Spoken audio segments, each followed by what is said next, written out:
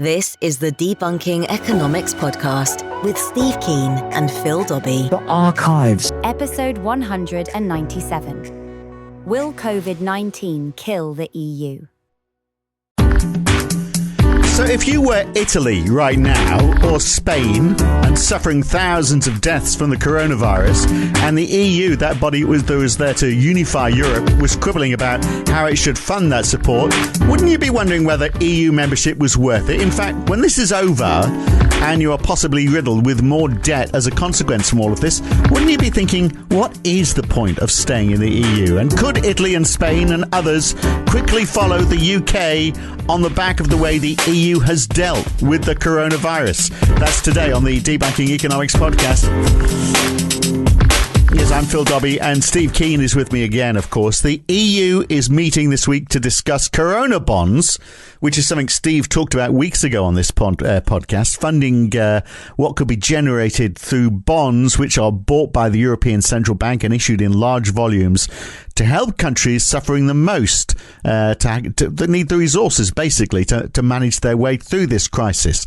But some in the ECB, like Germany and the Netherlands, still see the funding coming through loans, just so those southern European countries don't get used to the idea of lots of free money. So they come out of this crisis with more austerity as they try and pay back those loans, just to add to the general sense of misery. Oh, Steve, the joys of the EU. Well, it is a joy for those who live in the north of the EU anyway, because they don't have to go through all this austerity. Yeah, it's incredible how the ideology can be sustained when reality is slapping it in the face and kicking it in the balls. But that's what's going on, particularly this particularly Germanic dedication to what's known as ordoliberalism, which is a combination of the sort of extreme libertarian attitude that you'll find among a lot of American libertarian Austrian types, combined with this Germanic idea where you've got to enforce it. So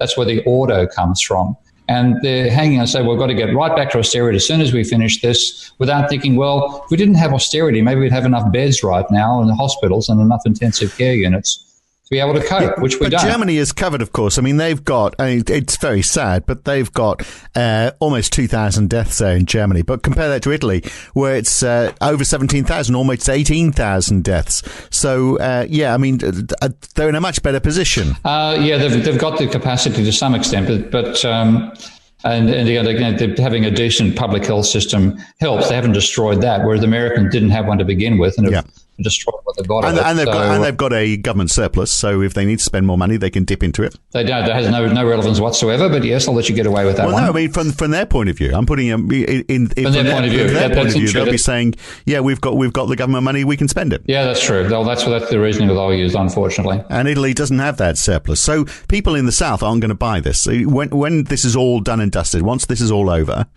people in Greece and in Italy and in Spain and Portugal, they're all going to say, hang on a second, the EU didn't work for us in this occasion. We didn't get, there was no funding coming. We didn't get any extra funding. You didn't help out. What are we getting for our membership? Particularly Italy, yeah, and in Spain too. I mean, that's the situation with them is absolutely appalling. So, when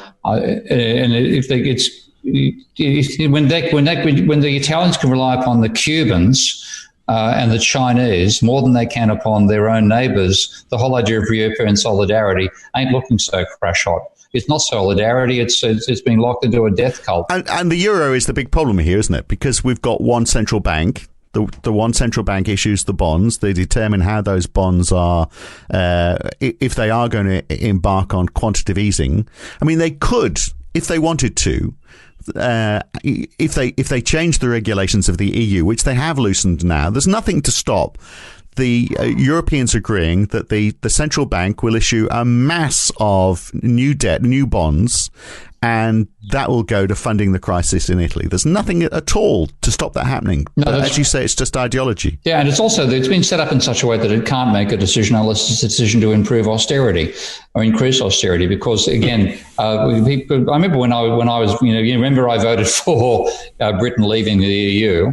At the time, I made the arguments in favour of it, not from the point of view of what would benefit Britain, because I thought the EU was an organisation that shouldn't it shouldn't exist given its policies. Somebody said, look, you can't say it's not democratic. Look at this democratic structure here. Well, the democratic structure I sent was, first of all, the European Commission, a bunch of economic-dominated bureaucrats. They draft the laws, not the Parliament. The Parliament cannot independently draft the laws. Then the law is sent to the Parliament for ratification or objection, and as well as if the Parliament votes against a law, then it can also be voted for by the 19 finance ministers who meet independently and who have no records are kept at their meetings. And that's why Yanis Varoufakis' recent move to release all the recordings he made, I think, is a brilliant move, because it shows us how stupidly and badly they behave. So the whole thing is set up in such a way that whatever the Commission wants to happen will happen. What everybody else wants to happen, you can get. Well, I was going to use a word starting with F, but it is stuffed. Let's go for stuffed. Stuffed. You're going to get stuffed. So consequently, there is no capacity to make a decision unless it's a decision which supports the directions of the Maastricht Treaty, and makes it even more difficult to create government money, and even more difficult to rescue people in the dire circumstances of the coronavirus. So this could be the death knell. What I'd like to see happen is Italy simply say, we've had enough. Every bank account in Italy is now a lira account. The new lira is worth €1. We repudiate all our international debts, including the German and French banks. You guys can get stuffed. And we're starting our own monetary system again. Do you think that'll happen? I mean, Greece came so close to it, didn't they? I mean, Yanis was on the verge of pushing that button if he would have got support within his own government. Do you think Italy will? And if Italy does, then obviously Greece and Spain aren't going to be far behind. It's possible. I mean, Italy's got a appalling trajectory in terms of the number of deaths right now. So it quite possibly, and with the leader being a populist, right-wing populist as well, it's a possibility. And certainly, we actually discussed in a previous podcast what would shift after this. Would people say we overreacted and so on? I think Italy is one country where people are going to say, right, this went really badly, really, really badly, and we've got to do something about it, and we're not taking Belgian bullshit anymore. On this week, if we understand that Belgium doesn't like anymore, Belgium being the centre of the EU, then we're going to do it. And so I think there's a possibility that the fracture could come through Italy over the corona crisis. So it's interesting when you look back at the foundation of the EU. I mean, it really came out of a crisis, didn't it? The crisis being the Second World War. Then we had the Marshall Plan. And it was America pumping large amounts of money into Germany to industrialize Germany, and the concerns from the French that Germany was going to become too dominant, which is why early on France wanted to share a currency to try and avoid the imbalance. And of course, Germany had all that debt basically to the US written off. How quickly they forget. And they also, let's not forget German debt to Greece, for God's sake, which the Greeks wrote off. So it is remarkable how fast we fail to learn from history. And this will be something on the level of the Second World War, by the way. The impact is so great, so rapid. Whether it could be avoided or not, whether we could have reacted in a different fashion or not, that doesn't change it. It will be the biggest economic crisis since the Great Depression, and the fastest shutdown of productive resources since the Second World War. So at the same time, I mean, we had all this fear, didn't we, during the Brexit campaign, that the EU was going to allow Turkey into the EU. We did allow Hungary into the EU, and János Áder, their leader now, is basically a dictator. He's got full powers. He's enacted no sunset clause on when that power might end. He's still a member of the EU. So basically, dictators are allowed in the EU now. Yeah, well, they always were. The whole idea that the democratic institution is a joke. And the joke is being exposed right now because what would people want on the ground? They want, for example, they want masks. No, you can't have them. They want ICU units. No, you can't have them. Oh, this is democratic, isn't it? So it goes one way or the other, doesn't it? It either falls apart or it becomes, which is perhaps more dangerous, it becomes pulled together more. But and we've spoken about this before, if the EU acts as one nation, then one nation would not allow the southern part of the country to have such a massive death rate. That would be people in London laughing in cocktail bars while people in the north of England died of starvation. I mean, you can't allow that to happen. So Europe isn't behaving like one country. It wants to be more integrated, but it's still going to be a series of sovereign nations, and it is each of those nations is still going to be in it for what they can get out of it. Yeah, that's the trouble. I mean, there's a certain sense of European commonality, not quite that dire, but nonetheless, the Europeans identify as Swiss and Germans and Dutch, etc., first, and Europeans second. Americans identify as Americans first, and Alabamans and Californians and so on second. So this is the thing even Milton Friedman realized was when he wrote in opposition to the formation of the euro in the very first instance, that you don't have the degree of commonality. Also, in a very important point, which even Milton Friedman realized this, you don't have a common treasury. Without a common treasury, the expenses get passed from one effectively state treasury to another, which are spending constrained, and they resent, therefore, people moving one state to another because you impose the burden of the welfare needs of that person on the recipient state. So all these things just argue against the EU and the euro from the very first outset. And the whole thing about it was supposed to strengthen Europe. Well, great. What fabulous strengthening this has been. First of all, it amplified the impact of the crisis back in 2008. Now it's having a debilitating impact upon its capacity to respond to the coronavirus. They'd be better off by separating. And this is the great tragedy of the European Union. Well, so will it then? So if Italy says that's it, as you say, we're not going to pay off our debts, so you can get stuffed, so they pull out of the euro, even if they don't pull out of the EU, but probably out of all of it. But even if they just pulled out of the euro and they went back to their own currency, went back to the lira, that would pretty quickly devalue. They would have a competitive edge against Germany. They could build a manufacturing base to challenge Germany over time, and a far healthier future, I'd suggest, for Italy. Yeah, and that's what I've been arguing that for a long time, because... So why wouldn't they do it, and why wouldn't everyone else follow them? I can still see people sticking on saying, no, we've got to maintain the euro, and there's... I wish people would learn from these sort of experiences. But again, as I've said in the last podcast, I've experiences that made me rather pessimistic about the capacity of people to learn from experience. However, if the Italians did pull out and did go back to the lira and could devalue against the euro, then they would lose one of the two main problems they've had from the euro to begin with, which is with a lower inflation rate than Germany.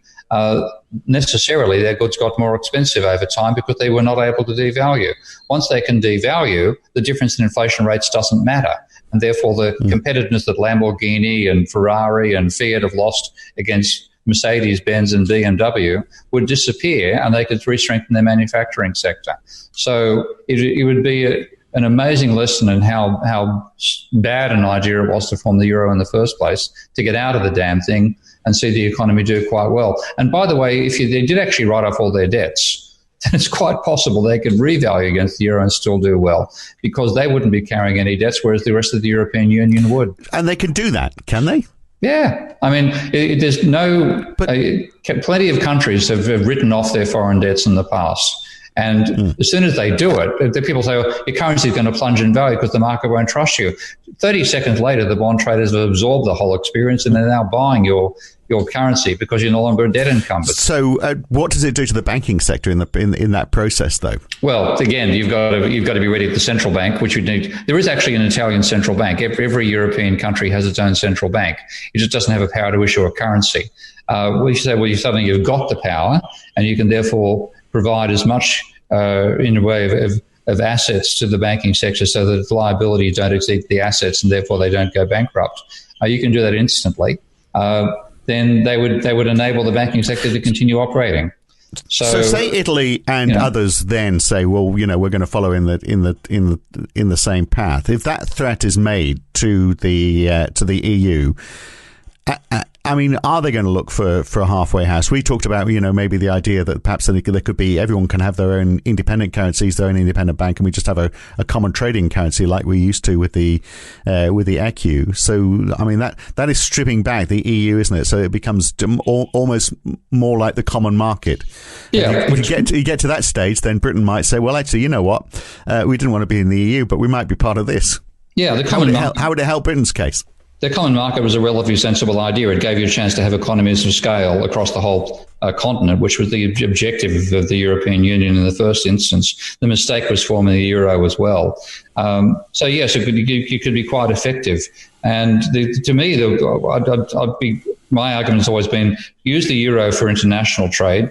To trade between countries of the European Union, use your own currencies domestically. And the real appeal to the public of the euro, and I've experienced this, of course, with the amount of travelling I've done in the European Union, is you pull out exactly the same currency wherever you are in the country. You face no currency loss when you go from Germany to France, to Italy to Spain, and so on. And that's a very attractive advantage of the euro. My argument has been, let the European Central Bank take over the currency conversion responsibilities. So you shut down all the private institutions. You don't shut them down. You give them impossible competition. A government bureaucracy converts the currency at an exactly the exchange rate. If you have 1,000 lira and that's worth 2,000 francs, you walk in with 1,000 lira, you walk out with 2,000 francs, you suffer zero currency loss going from one country to another. That'd be a central role for the European Central Bank. And then with that growth, there's no need to have the same currency across the whole of the continent. You just, as a community, you ensure that no individual loses out of the ridiculous markups that these companies make for exchanging currency. Yeah, but you know what? I wonder whether, in fact, that becomes less of an issue going forward as we have more technology and more competition for that side of the banking sector for foreign exchange, which we're seeing quite a lot of. Well, so there are. So you have a card. You don't really care. You go from Germany into Italy. You switch currencies. You've got a vague awareness of what the exchange rate may be, and you've signed up to a bank or a card which is going to give you the best possible exchange rate. Does it really matter? Well, that's what I'm a heavy user of TransferWise, for example, and I'll pop a little unsponsored advertisement out here. I think it's a fabulous system, TransferWise, and it saved me a large amount of money. Other ones are available. World First and TransferWise was OFX. It's brilliant. They totally undercut the incredible markups that are made in all those foreign currency exchanges. I don't really worry about the cost of going from one currency to another anymore. I use the same card everywhere. It's a great idea. So the idea of the euro being one unified currency to make it easy as you move around and as you trade, I'm just wondering whether that selling proposition is rapidly disappearing. So, one of the key reasons for the euro perhaps is not such a key reason anymore. Which was a key reason back in 2000, or 1999, obviously. But yeah, you're right. Now that's now the technology and the fact that there's an enormous financial incentive there for people to move into that particular space. That's a classic case of capitalism innovating to take advantage of a large discontinuity in the economy. So if that was to happen, then if the euro did disappear, could the EU survive without it? And what form would that take, do you think? Well, to go back to being a common market. That's all it would need to be, a common market, and you have a forum for coming over discussing to resolve disputes between states. And it should be one where the states have, you have representatives of the Italian, the French, the German, etc. governments coming together just to have conversations, not having the idea of a bloody parliament, which itself is a farce. The parliament, as I said beforehand, only decides to do what the European Commission tells it to do. And there's nothing like a democracy. It's been the whole idea of the European Union from the ordinary Europeans' point of view was to end the old, internecine warfares of the European continent. But from the point of view of the bureaucrats, it was to get the people out of the way and let the bureaucrats run everything, because obviously it was democracy that gave us fascism. I mean, give me a break. It also gave us Donald Trump.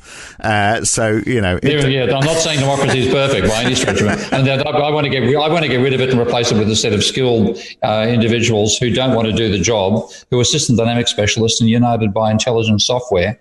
That's what we really need to run the complex system of the world we're in these days, rather than the popularity contest of standard democracy. Right. Okay, and are you going to be the head of that government as well? Are you Oh, please. setting up? You do need to be too old to have to answer the question. Keen, my arms in the air as I talk to you. But yeah, I take your. I'm tickling your underarms. I'm loving it. So I take your point though that we certainly need more skilled people in Parliament, and there's none of that happening. Let's have a podcast on a particular issue: democracy versus systemic governance. That's an important point to discuss at a later point. Gee. All right. So back to the EU, though. I mean, what we're describing then really is that it's a common market. There has to be agreement on standards. There's no need to discuss subsidies or well, maybe you still do so. Do governments then say, well, okay, we're going to have this common market. We need to make sure you're not subsidizing your products and dumping products on our market because you've given so much state subsidy? I guess you still need regulations like that, don't you? So that you've got a level playing field. Yeah, there's some sort of commonality. It's a common market. It has to have common regulations. That's okay.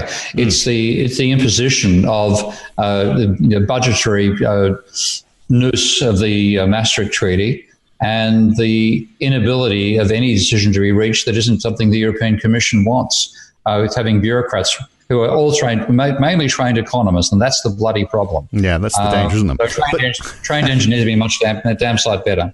Right, but a lot of it is just finding commonality of level playing field for competition, isn't it? So it's setting standards. So you're not going to do that by Parliament. Someone's got to establish what those standards are going to be. Equally, at the same point, there's also one thing I hope we learn out of this crisis: that the whole idea of a globalized economy, integrated economy, is a mistake at a biological level. You need to have regionalized economies. I've been arguing for a long time we need a biological approach to economics in general, and that would never have had us having globalized production systems, because globalized production systems are great for pathogens. They're not fabulous with humans. So I hope we learn that lesson, and we don't go back to the obsession about bigger and bigger trading blocks and more free trade and more transportation around the planet, et cetera, more and more consumption of oil. Right, but that is a good reason for making sure that the trade within the EU continues, then, isn't it? So that we're not buying, for example, the UK is not shipping a whole lot of stuff across the ocean from the US or from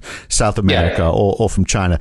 We are better off eating fruit, for example, that comes from the south of Europe rather than exactly.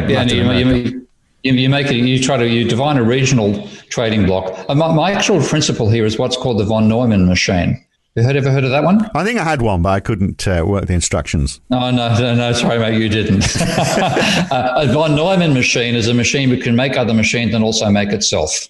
Right. Oh, right. Okay. No. Okay. So one of the most brilliant men of all time, von Neumann, came up with the concept of. They said humanity needs to create a machine which is capable of making all the other machines needed as well as reproducing itself. And then you'd send it out into outer space and you could colonize the entire galaxy. But the idea, we should think in terms of creating regions of the planet which are von Neumann machines, meaning they create everything they need as well as being able to reproduce themselves over time. And when you say, okay, what scale do we need so this region is self-contained, and then have multiple self-contained regions like that, which don't need to trade with others. You don't go for this obsession with a globalized, doing it on a planetary basis, because that works in favor of the pathogens, that works in favor of humans, overloading the planet, completely ignoring the other species, and then we get this sort of biological venereal disease coming back at us. But I mean, all the more reason for the EU to, in some form, even if it is just a common market working to common standards, but everybody has their own central bank. They determine the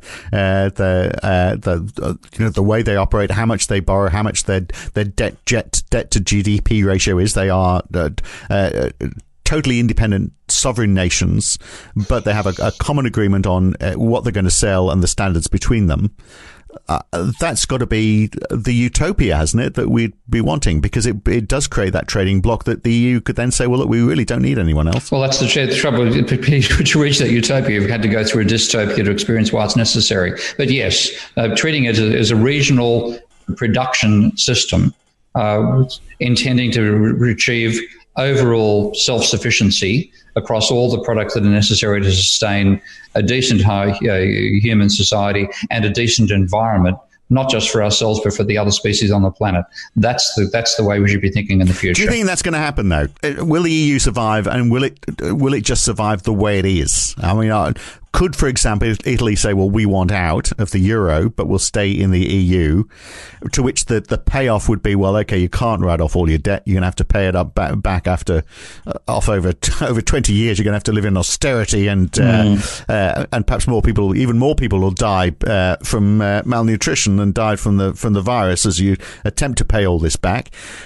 I mean, that seems more likely than Italy pulling out totally and the EU collapsing, doesn't it, sadly? Yeah, I mean, the thing is, also, let's remember that there have been other pan-European, pan-global organisation which have disappeared. For example, what's the most recent announcement of the League of Nations? Yeah, they have been very quiet lately, haven't they? Died about 80 years ago, I think. That's why. It was killed by the First World War. So the organisation these organisations have failed in the past, and I can think of no better organisation to fail than the European Union. But we don't want it to disappear and then just have a series of independent nations, do we? I mean, this is where Yanis Varoufakis has finally come around to saying he reckoned the British did the right thing for the wrong reasons in leaving the European Union, and it may be that it's very hard to expect somebody whose entire life has been around trying to globalize everything and trying to minimize trade barriers, et cetera,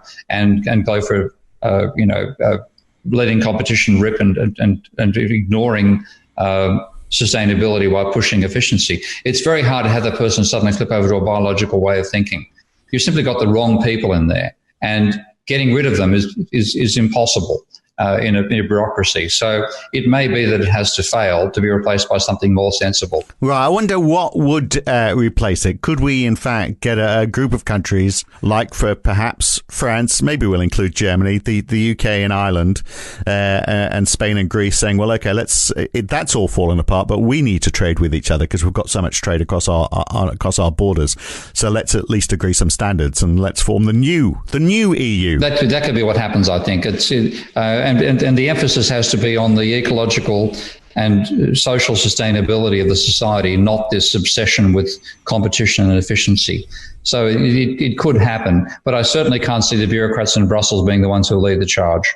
And how quickly is it going to fall apart then, do you reckon? Is that going to be after we're over this virus, second half of this year? Is this going to be the big story? No, again, because of my cynicism about people's capacity to learn from experience, I think we'll go through this. Will be an aftermath. There'll be let's say we can continue on, and then something else will hit us. I mean, 2020 has been one dog of a year.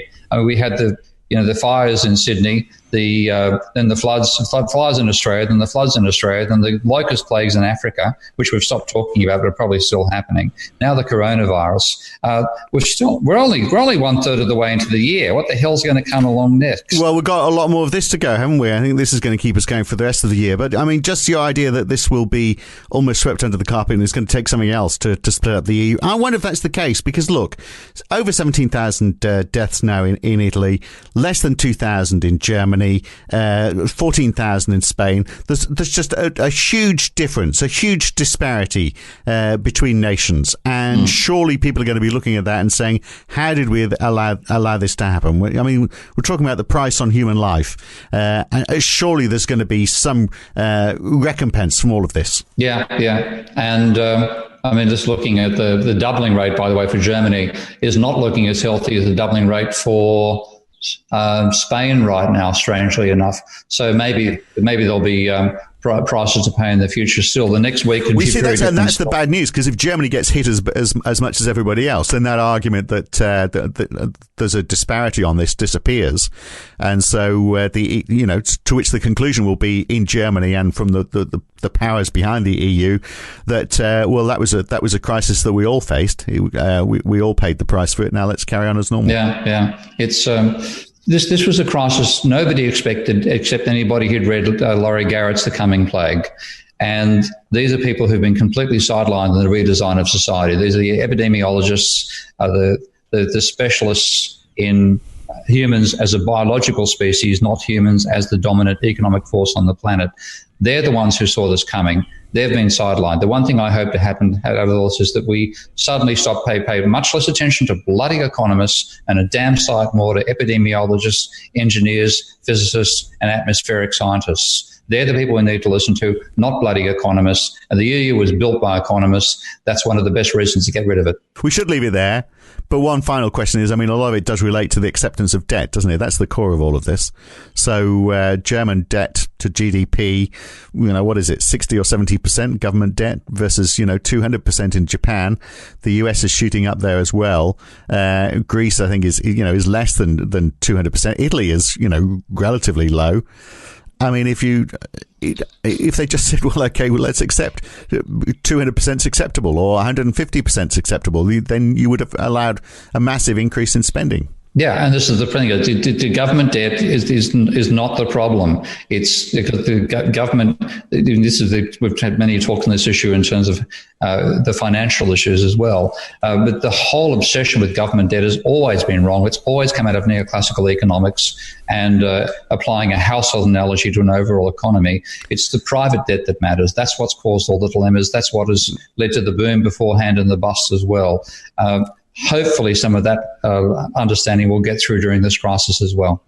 Right. So if the EU survived, but they accepted that point, could it survive and do good rather than be evil? If it accepted the fact that we should allow countries to run much heavier debt?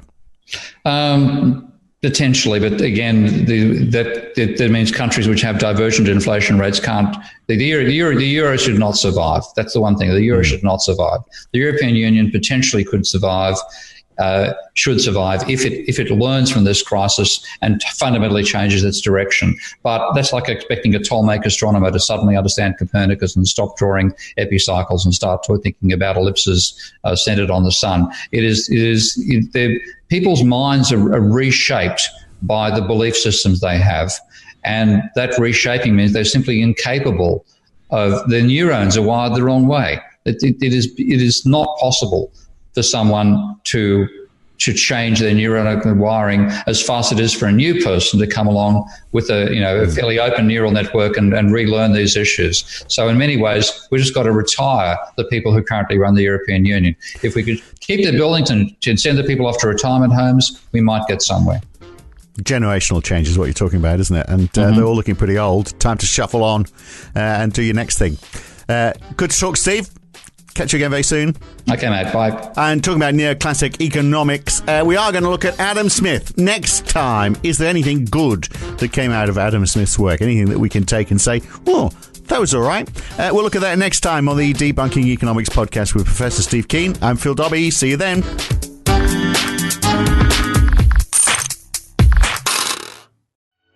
If you've enjoyed this podcast, then please share it with your friends, like it on YouTube, and subscribe to this channel.